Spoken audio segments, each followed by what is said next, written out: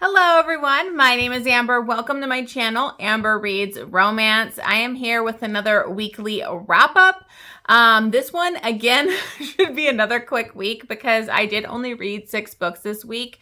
One of the books is a bigger book that I was primarily focusing on. Another one was kind of a disaster that I need to bring up. But anyways, let's go ahead and dive into my weekly reads.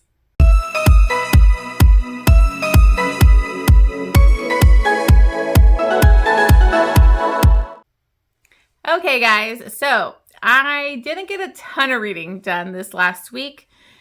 I did okay, I think, with the bigger book that I ended up reading. And then we did have our buddy read that ended up being a pretty big issue for me. So I only read 6 books, but that's okay. I am so behind in my TBR. I still need to read a couple arcs. And today, I think, is the 27th, okay? So I'm like, I got so much to get through. I got a couple arcs I need to read. And I still have my 12 recs from 12 Friends that I haven't read. So that might even have to be pushed into May if I don't get to it. I didn't want to do that, though, because I have 2 readathons that I'm doing in May and a lot of arcs and ALCs. So it's going to be a stacked month in May. But anyways, let's go ahead and talk about the books that I read. This will be a little bit quicker because I did also read the 2 Immortals After Dark books that I have for my read-along that I'm putting on. And I'm not going to go into depth on those because I want you to watch the live show. Now, an update in my situation here is my last live show was a freaking disaster. My internet never works here. Sometimes it works, sometimes it doesn't. My phone won't let me go into StreamYard. It'll it keeps logging me out. And so unfortunately I live in a rural area where all I have available was my phone, my cell phone. And we don't even have Verizon at home internet. They don't offer that where I live. So it's kind of I'm stuck with what I could get.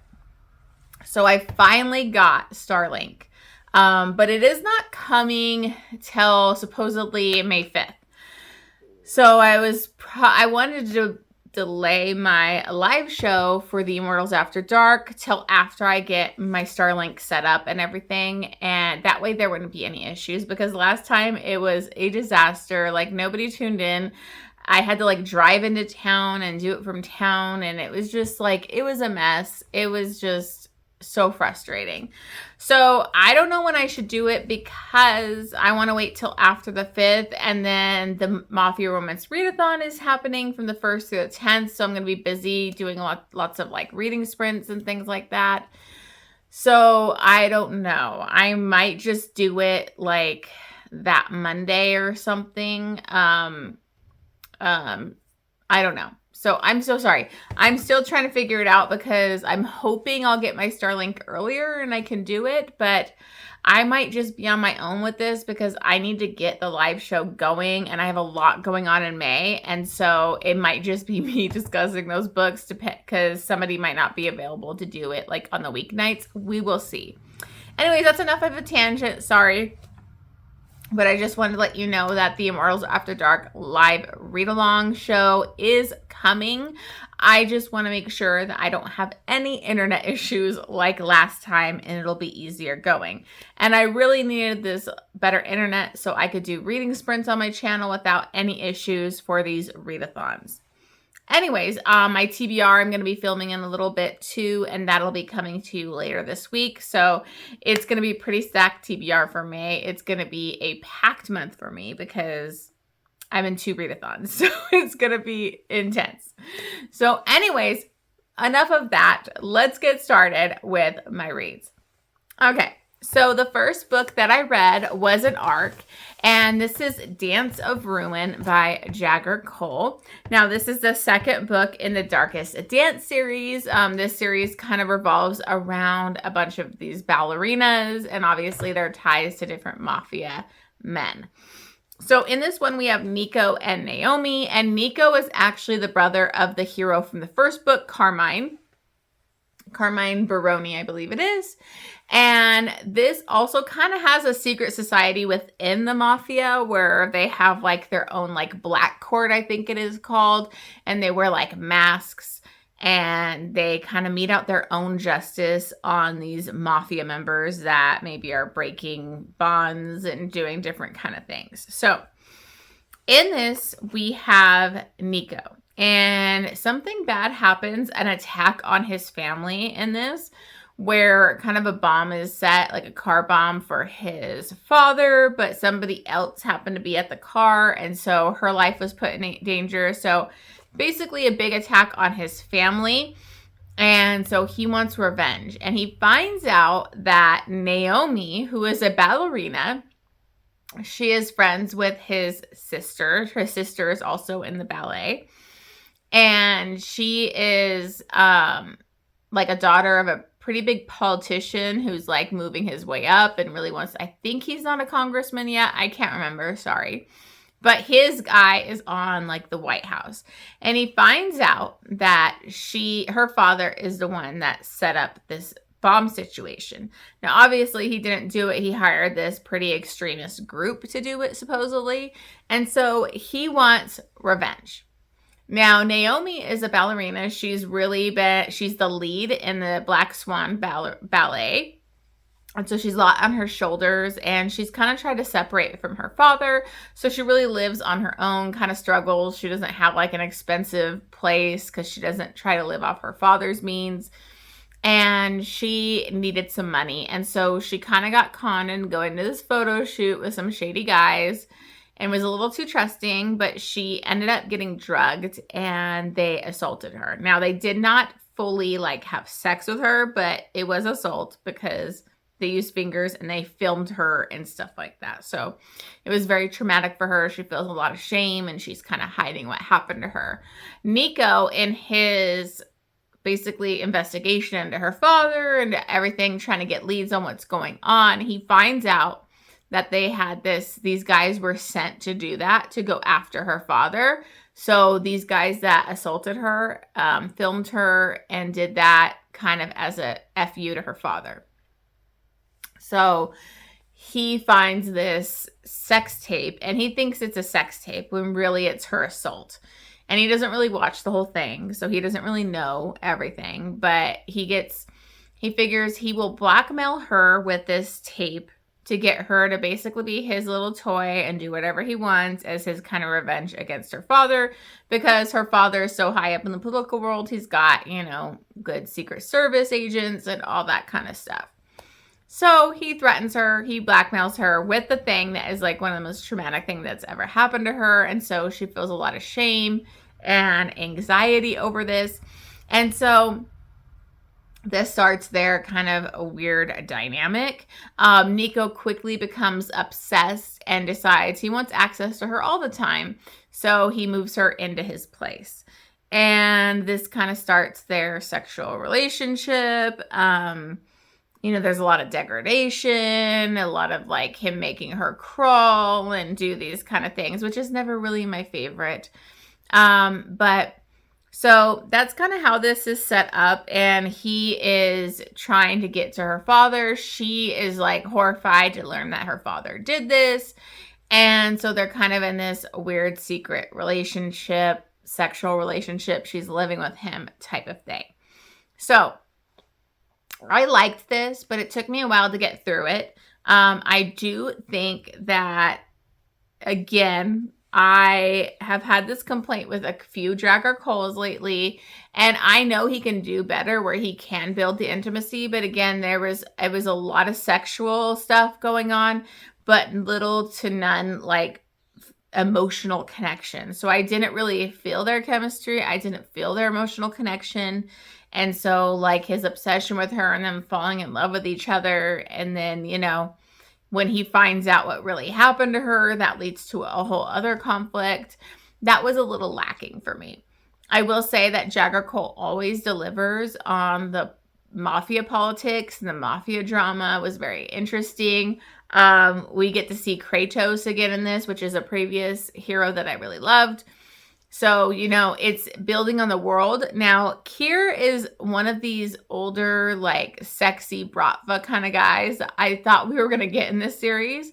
And he's had, like, cameos in the last 2 books here. And I'm very excited. I want to get to his book. but we're not there yet. So Jagger is very smart, threading out little tidbits about Kier through these books, and I want his book. But I needed a little bit more emotional connection to get invested in this couple. And then again, with her sexual assault and what she went through, I think we really glossed over that trauma and didn't really have her deal with it, go to therapy, something like that, needed to happen. So I ended up giving this one 4 stars. It was very spicy. Some trigger warnings we have is the SA, drugging, murder, torture, and a lot of degradation. And so I ended up giving this one 4 chilies. Now, I'm trying to remember, I think this happened in this book, and I got really irritated because there's a lot of butt stuff going on in this book, which is good. It's fine, whatever. And I liked that he was kind of prepping her a little bit with, a butt plug and everything like that. But then randomly in this one situation where he's heightened and upset and chases after her and he's going to punish her, he decides that's the moment to have anal with her the first time when he's so large, he's so big. And he literally spit. And it is one of my biggest pet peeves. You need freaking lube. And I'm so sick of that. And he needed to do it in a more intimate, nice setting than just out where he chased her in this maze. And it just really pissed me off. So, side note, hate that. So anyways, 4 stars, 4 chilies. And I'm still interested in continuing the series because I'm interested in the other characters of this Black Court. They're all really interesting. Okay, so then I listened to an ALC, and I listened to Crescent Kingdom by Tessa Hale. And luckily, I got the ALC of this from Must Love Audio because I signed up with her influencer thing, but I didn't get the ARC or ALC or anything. So I was really bummed because I really loved her last series. It was The Dragons of Ember Hollow. I loved it. It was dragon shifters, white shoes. It was fantastic. So I really wanted this one. But luckily, since I got it with Must Love Audio, I got to listen to the audiobook. So this is the start of her new series. This is the first book in the Wolves of Crescent Creek. And in this, we have Ren. And Ren was actually introduced in that Dragons of Ember Hollow series. And I was really intrigued by her character. So I'm really excited that we're getting her romance. She has had a really tough life. Her mom, I think, kind of went on the run from her father. We don't know a ton about her history, but we've had a couple little flashbacks. And her mother dies. I don't know if her father killed her or what happened, but her mother ends up dead, I think, when she was 7 or 9. And her father, who they were kind of on the run from, gets her. And so now, as an adult, she has been on the run from her father for many years. And she is a shifter. She's actually kind of like a hybrid. She is a caster and a shifter. And so to kind of hide who she is, she's able to put up these blocks so that people can't scent her a certain way or recognize her as a hybrid or shifter or whatever. And she ends up moving to Crescent Creek, I believe. Yes, Crescent Creek. And she's just working as a waitress and doing that. And she ends up meeting her fated mates, and it's multiple men. And so these are shifters. These are wolf shifters. And they don't know she's a wolf shifter at first because of her blocks or whatever she's able to put up. So in this we have Kingston. He is a gym owner, alpha kind of, badass. And he immediately sees her and is very pulled to her, but he doesn't understand why because he doesn't know that she's a shifter. And then we have Puck. He is the British bar owner. She works in the restaurant bar that he owns. And so he's very flirty and fun. And we have Locke. He's kind of the sweet hacker with glasses. Bricks. He's the mercenary who doesn't really like to be touched. But he does like to be touched by her. And then we have Ender, and he is the assassin. He's the one that is really fighting their pull to each other, and he doesn't trust her. And so he's kind of the broody one. He does have this cat that's his precious cat that he loves. So we love that. So really, this is her introduction into this town.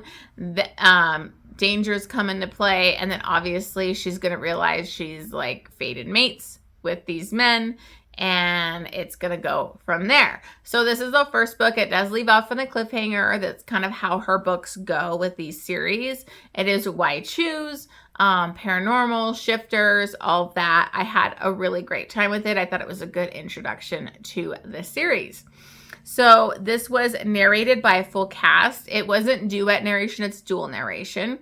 I do wish she would do duet narration so we would get the guys speaking each of their lines. Would be fantastic. But this is narrated by Vanessa Moyen, Connor Craze, Shane East, Jason Clark, J.F. Harding, and Teddy Hamilton.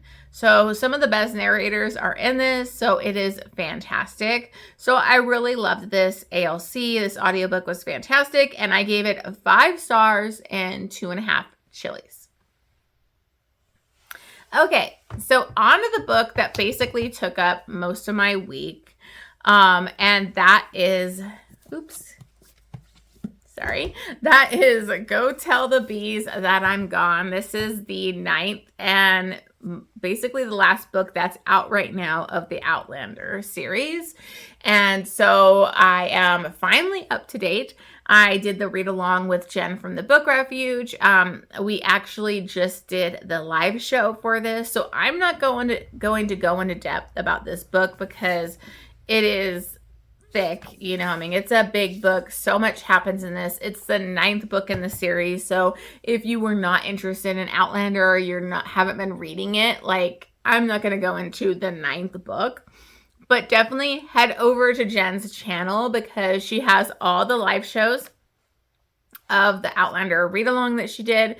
It's been over a year now, and we finally finished this one. And we had such a great time on her channel for the live show this last Saturday. So make sure you go check it out if you want more information on this. So I will just tell you my feelings about this because we have been with Jamie and Claire for so long. And in this, finally, we have everybody in the same timeline. I love Roger and Bree. I love, of course, Jamie and Claire, of course. Jamie Fraser is top book boyfriend, and he will always be. I am too invested in his character. I cried near the end of this book, and it was right when I was going into work, so that was something because I was listening to it on audiobook in the car. And then I also love young Ian and Rachel. There's just so many amazing characters. This family and this Fraser's Ridge is just very special. So it was great to have them all on the same timeline. There's a lot going on in this. I think, some people have a hard time reading Outlander because, it's just a lot and she kind of draws the story on and on. But I think if you're used to Diana Gabaldon's kind of style, you'll enjoy it. The audiobooks are great. The thing that makes these books so special is Jamie and Claire and just this lifelong love story.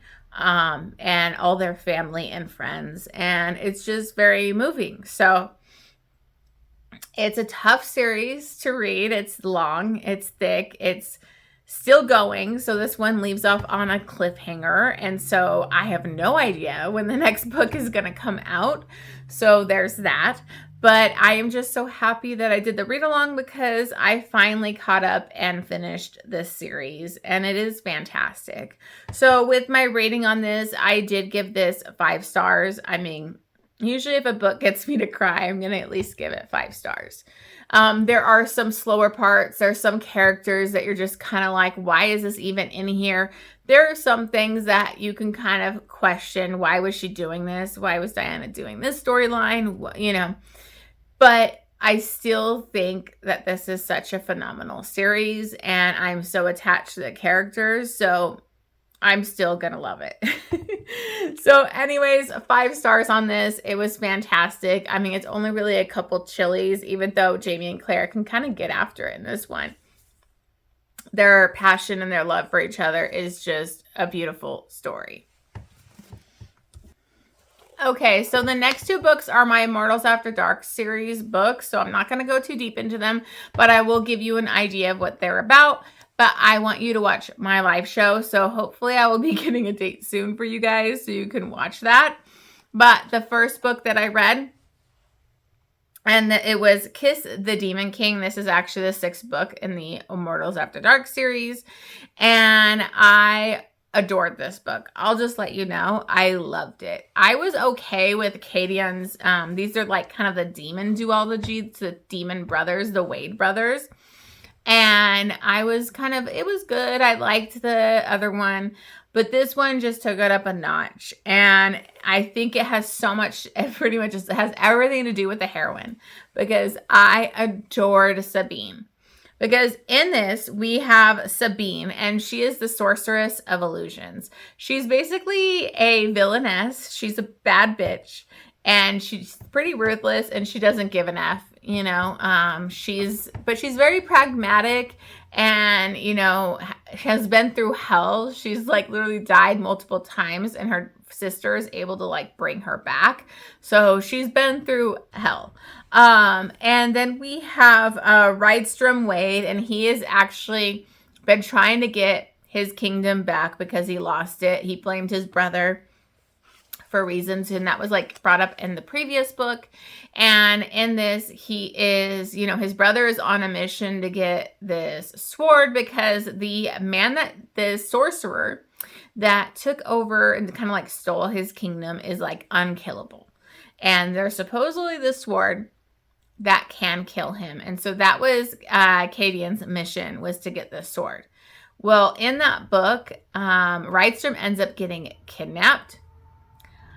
And he gets kidnapped by Sabine, and she basically is holding him captive and kind of sexually torturing him. She wants him to make her his queen, and she's going to want to breed him because of a prophecy, and she wants to bear his child for reasons. And so she's basically, but he is like, she's holding him and she's edging him and effing with him. And some people may have a problem with that in this book, but I thought it was fascinating. And, you know, Rydstrom recognizes her like they're mates, they're fated mates. But he's really trying to do the right thing, and he has a lot of control, so he's fighting this. And so things are going to kind of take a turn when he's going to get help escaping by a certain amazing character that I will bring up my live show. And then he's going to have to get his revenge on her and take her maybe. So this was a constant push and pull. These two were so explosive together. Sabine is such a badass. Like, I love this heroine. I was really sick of all the Valkyrie, and I just thought she was so different. And, you know, it's like she stays who she is the whole time. You ain't gonna change her, but there is good parts to her. And so I really loved this. So I'll just say that this one was definitely one of my favorites in the series. So I can't wait to discuss it on the live show. Okay, so the next one in the series, it's kind of different because the ebook or whatever version was kind of like a bind up with another author, and that one was called Deep Kiss of Winter.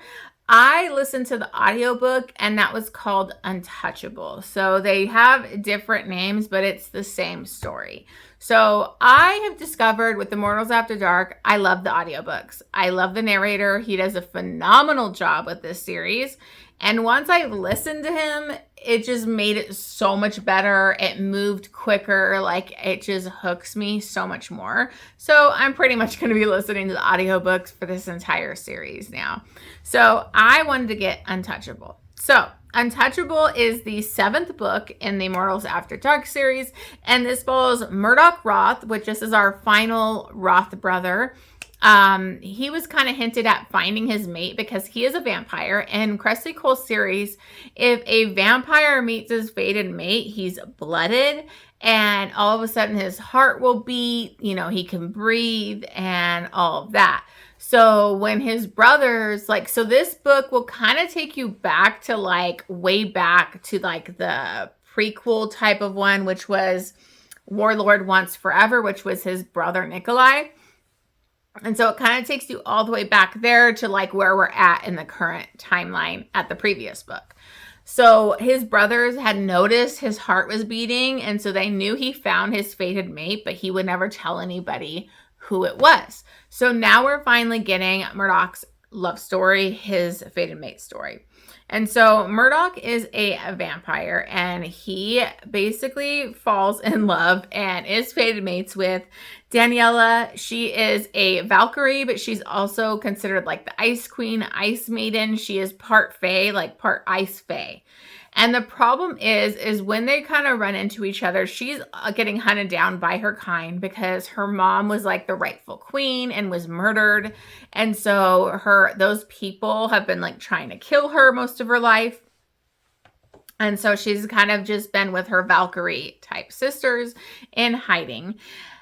Well, not in hiding, but in New Orleans, like away from those people. But like in the beginning of this, she's getting hunted down by them, and she kind of runs into Murdoch, and they like have a whole exciting interaction with those people chasing her down, and he gets blooded.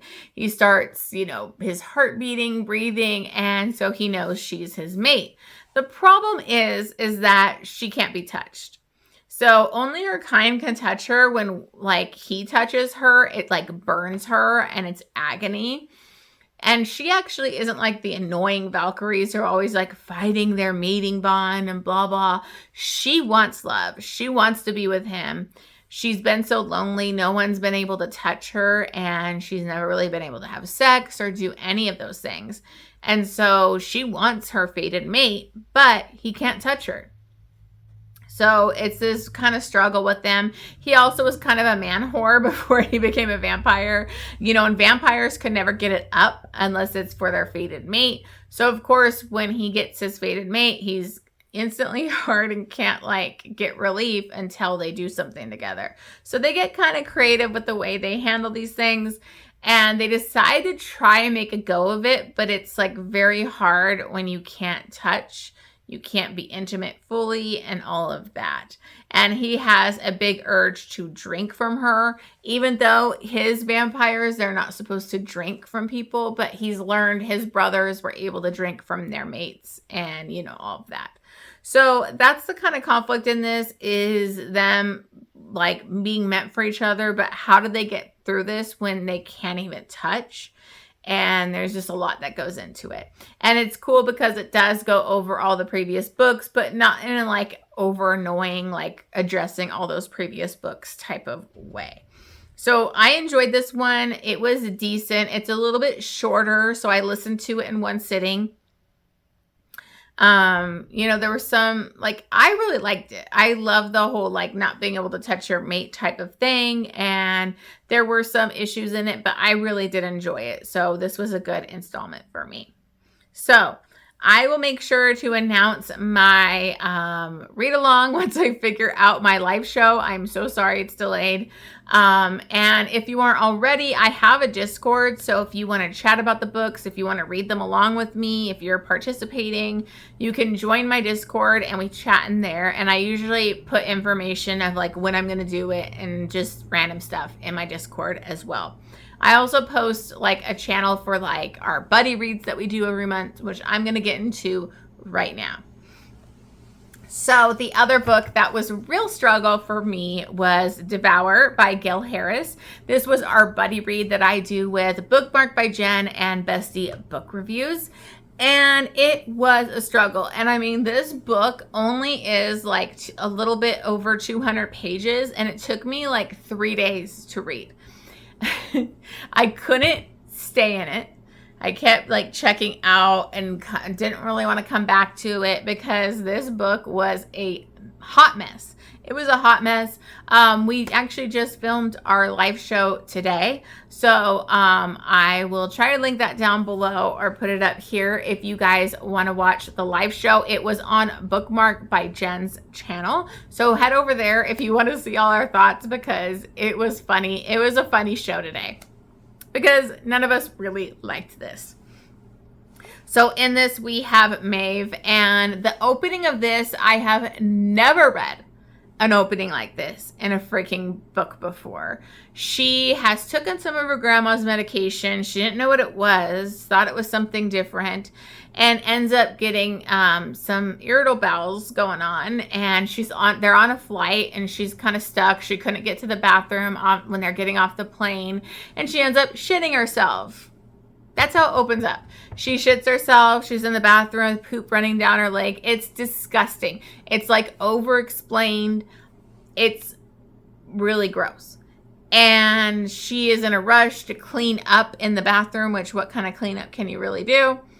And she thinks she has a ride share. They're running out to go to the ride share, and she hops in this guy's car. It's not really her ride share. It is Nicholas. And he is actually kind of like a mafia man. He owns his own casino, and he just takes her to the hotel because she's actually going to be going to his casino for her cousin's wedding. And so she's running late, even though it's not the wedding. It's like the rehearsal dinner type of thing. And then she booked the rooms for the wrong date. So now she didn't have a room. She was with her grandma, by the way. And all of a sudden her grandma got a room, but she didn't. It's just a mess. And so she doesn't have a room. And so Nicholas basically offers up this VIP suite, and it happens to be his suite. And that's when she learns, dude, this guy is not her rideshare guy. This guy owns this casino and all of that. And so he basically, they go to this dinner. She pretends that he's her fake fiance, to make her like ex and his girl jealous or whatever. But nowhere in that where he buys her a nice dress because she didn't get her luggage, glams her up. None of that did she ever take a shower or clean up after that. And, they mess around and get sexual, and it's disgusting. Like, it was gross. And the amount of time she brought up shitting herself throughout this book was just like, I could not get through this. This book didn't know what it wanted to be because it was like kind of a quirky romantic comedy mixed with, oh, I want to be mafia. Oh, it's a bad, morally gray guy. And he's kind of just using her to get a hookup with her cousins who are kind of have ties to the mafia that she's totally oblivious about.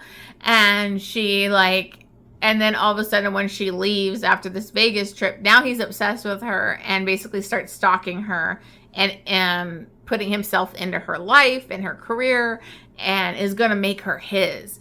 And it was just so bad. The lines were cringe. I just can't. And it was supposed to be a Little Red Riding Hood retelling, and it just got so over the top with him being at her grandma's, and then him being laying in her grandma's bed in her grandma's robe at one point. I don't know.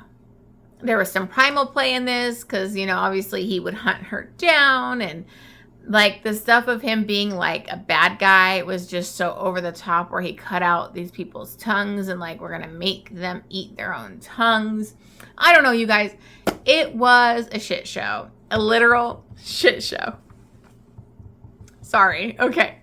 So you can go to that live show to see all our thoughts. It was just bad. So this led to some interesting discussions. I honestly was going to DNF it multiple times, but I was like, I'm going to try and struggle through since this is the buddy read. And it just wasn't worth it. It wasn't worth it. I have so many arcs and things to get to, and that was a waste of my time. It literally took me 3 days to read that book. So needless to say, I gave that 2.5 stars. Giving that 0.5 to be a little nice, I guess. I don't know. It's most likely 2 stars.